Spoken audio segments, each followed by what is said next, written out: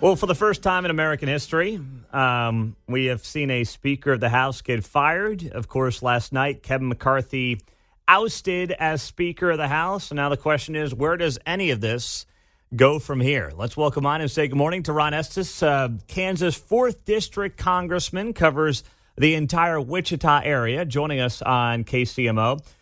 First off, Congressman, good morning. Thanks for being here. And how surprised are you? We always knew this was possible, but how surprised are you this actually happened? Good morning, Pete. Thanks for having me on. It was kind of one of those things. We always had a slim majority, the Republicans in this session of Congress, with only five votes could change any issue that came up, and so this has been out there, has been talked about since January and maybe even before, and so we knew this was always possible. It still is. It's disruptive that it actually came to pass to happen. I mean, I think a lot of your listeners probably have the same concerns I do, that, we've got $33 trillion in debt and our borders wide open with thousands of migrants crossing illegally every day, and gas and grocery are too high, and we're starting to see the burden on family. And unfortunately, the federal government's all too interested in protecting power and politics and putting that over the American people. And that's what we should be focusing on. And unfortunately, this process, I would have done some things differently than Kevin Speaker McCarthy did in terms of a few things. Obviously, we wish more of the appropriations bills had been done, but actually he was headed down the path that was actually agreed to back in January. So I'm a little disappointed that this is brought to a conclusion like this. Mm-hmm. Yeah, now you did vote to obviously keep Kevin McCarthy in there, as did all Republicans except for the 8 that ultimately led the way to oust him. So, it is, I think you're right to bring up saying, hey, there were some, pledges made back in January that were broken here, right, including giving members ample time to read bills before votes on the floor. That kind of a promise wasn't kept. Is that reason to oust somebody? Obviously, some would argue that's not enough to get it done. But how do we fix this broken system where, people aren't reading bills? You guys are on vacation for 6 weeks this summer. How does any of that get fixed? Well, actually, I would push back a little bit. I'm not sure there's too many of the promises that you could ever say that weren't broken, at least the ones that were publicly talked about. Mm-hmm. And so that's a little bit also of what it's disappointing about bringing up the motion to vacate.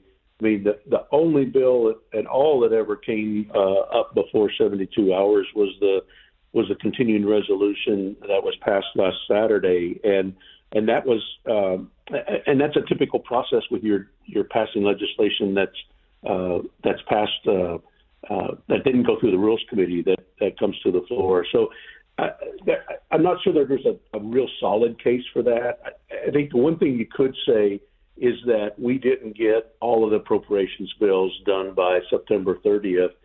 And the thing about it is that hasn't been done since 1996.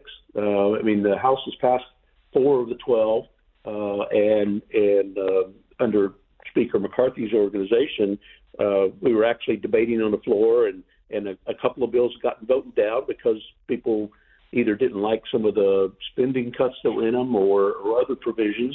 And so we really, part of the distraction part of this now is that instead of focusing on how do we look at cutting the deficit, how do we look at getting appropriations bills done, we're now 42 days away from when the government runs out of funding again. So we've got to be focused on how do we do that. Instead, our next step is we've got to select a new speaker. Mm-hmm. And so that's going to take a distraction away. And I was supposed to have a committee meeting. Ways and Means was having a committee meeting today to mark up 4 pieces of legislation. That's not going to happen now. So it really slows down some of the progress we were in the midst of making, and first, nothing's being done about the border. Absolutely true. That's all true. Ron Estes is joining us, Kansas 4th District here on KCMO Talk Radio. So how much of this, knowing the inner workings of D.C. as you do, How much of this can you gather was tied to Matt Gaetz and him being upset with the fact that there is still an ethics investigation into him and some of the allegations around sexual misconduct and things of that nature?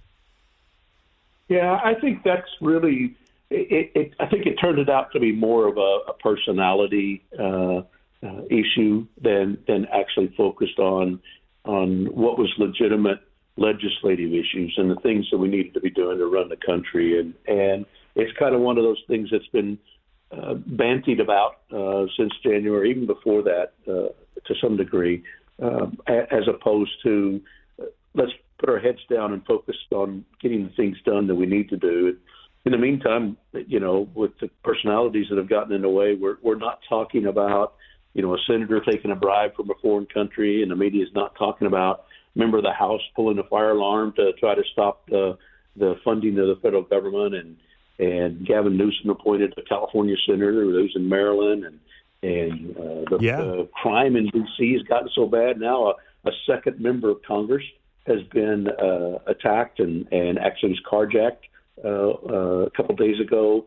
Hunter Biden's felony gun charge, all of those things aren't being talked about now in the media because this is the story. And so we really need to get back to focusing on the things that's important for the country. Yeah, that is also true. The media is loving this because they can hype this whole thing up.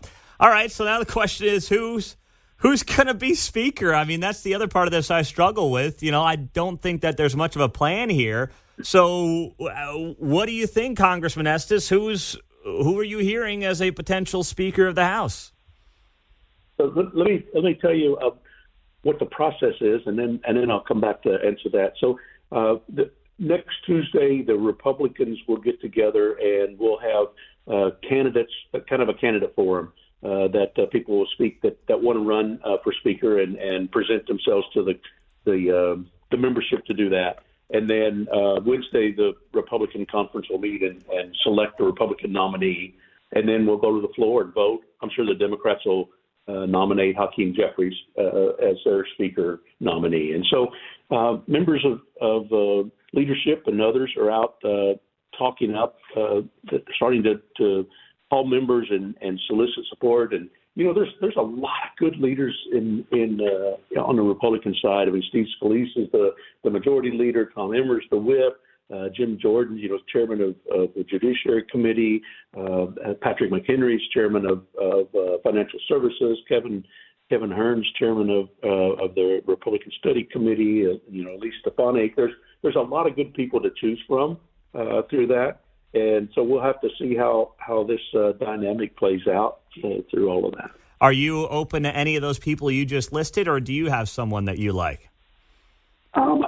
There's two or three that I think would be better than one or two of the others. But that's part of that's my personal opinion. Part of that's the issues I think that are important to work on, and so but we do have a mixture of members in the House. I mean, we have Republican members who come from districts where the Republican registration is 25 points or more higher than the Democrats, and then we have districts that President Biden won by 10 or 12 or 15 points. And so the issues are different when you're in a Republican district to talk about issues for the primary versus a district where it's really competitive and you actually have to focus on things for the general election, and that makes for a well-rounded discussion of the issues.